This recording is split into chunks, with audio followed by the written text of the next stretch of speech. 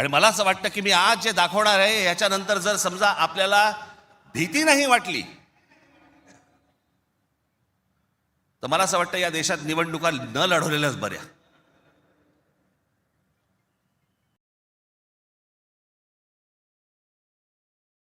म्हणजे आता साधी गोष्ट, तुम्ही फक्त तुम्हाला 2014 नरेंद्र मोदी पंतप्रधान झाले त्या वेळेला, हे मला आता 24च्या नंतर आता हे पुढे सगळं समजायला लागलं. या गेल्या वर्षी 24 नाही, हो 24 नंतर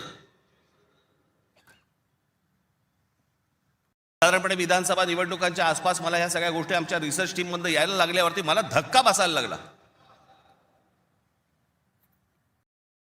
कारण आपण असे बघतच नाही कधी, आपण डोळे झाक करत बसतो आणि नक्की काय खणलं जात आहे आपल्या खालून आणि आपल्याला माहितीच नाही. याचं कारण अनेक हिंदी इंग्रजी टेलिव्हिजन चॅनल सगळं सगळं ब्लॉक करून टाकलंय. कोणी काय तुम्हाला दाखवणार पण नाही.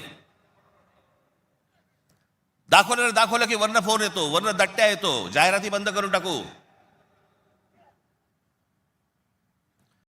आता फक्त एक पहिला मॅप मी तुम्हाला भारताचा दाखवतो, 2014चा. दाखवा रे.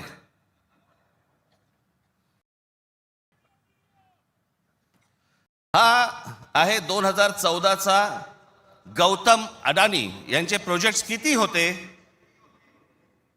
हे तुम्हाला दाखवणार आहे. 2014ला पंतप्रधान नरेंद्र मोदी पंतप्रधान व्हायच्या अगोदर गौतम अडानी कुठे होते आणि आता पुढचं फक्त बघत राहा की आता 2024-25ला गौतम अडानी आता कुठे आहेत. फक्त सरकारच्या आशीर्वादाने. आणि तुम्हाला जर नाही धक्का बसला तर मला सांगा जरा, दाखवा.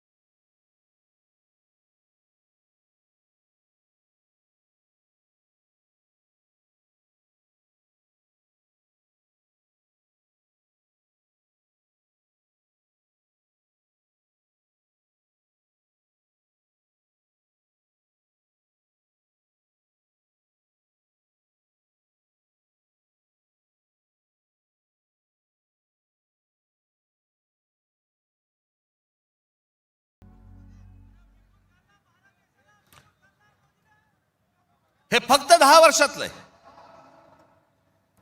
जगामध्ये असा एकही माणूस नसेल जो 10 वर्षामध्ये इतका श्रीमंत झाला. मला कुठच्या उद्योगपतीने उद्योग करू नये या मताचा मी नाहीये, इतका दळभद्री विचार माझा नाहीये. पण या देशामध्ये इतके उद्योगपती असताना ना, एका माणसावरती इतकी मेहरबानी या देशामध्ये होते, मी जगातनं तर दाखवतच नाही अजून. फक्त 10 वर्षामधली गोष्ट ही, 10 वर्षातली. एकाच माणसाला सगळ्या गोष्टी दिल्यात, वीज दिली,